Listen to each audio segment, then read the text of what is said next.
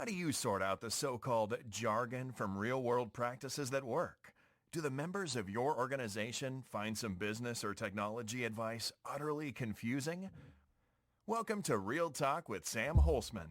In this program, we set the record straight, and in terms that business people and technology people can understand. Now, here is your host, Sam Holcman.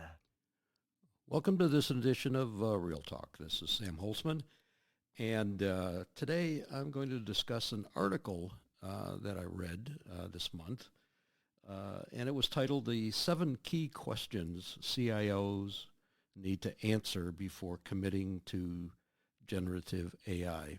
Got me thinking about these, and I'm going to briefly go over these questions because I think we're missing some really important questions. We'll get to that in just a moment.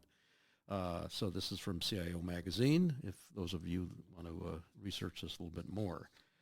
So here's the questions, again, briefly. Question 1, where is the business value? Talks about some things that may be of importance there, and I'm going to amplify that one because that is really the key to this, and we'll chat about that in just a moment.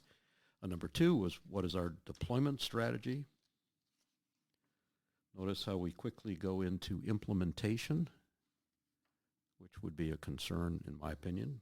We haven't figured out if there's business value yet.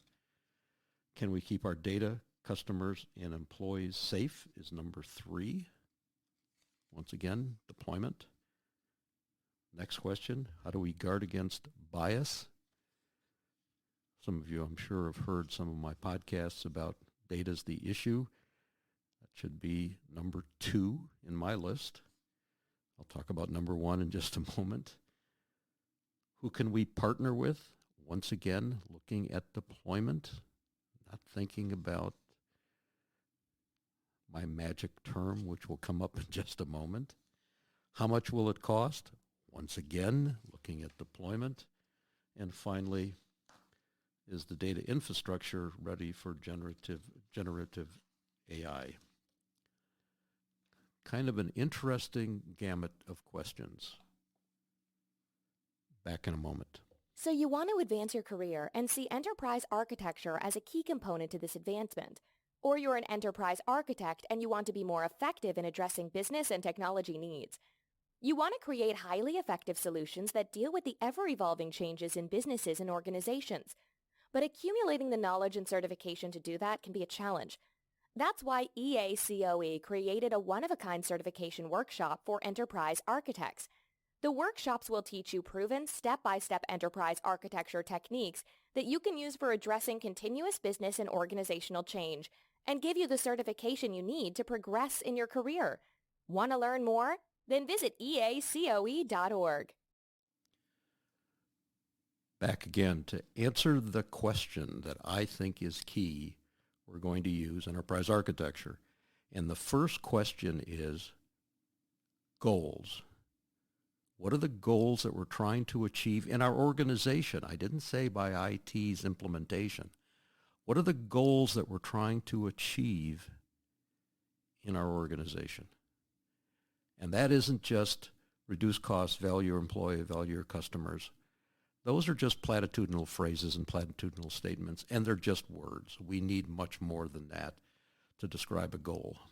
And some of you have heard my other broadcasts, know how we describe that using essentially the SMART structure. Once we understand what those goals are that we're trying to achieve, the next important question is, in order to achieve those goals, what are the processes we need to be able to have in our organization or develop to achieve those goals? And of course, one of the components of artificial intelligence, of the 4 components, is the processing engine. So we would want to see what the processing engine can address for us to achieve our goals. And the next question I would ask is a thing of interest to the business question. Things of interest to the business, another name for that is data. And that's where we should map the data that we need to achieve the goals that we're trying to achieve, not into the processes, but into the goals that we're trying to achieve.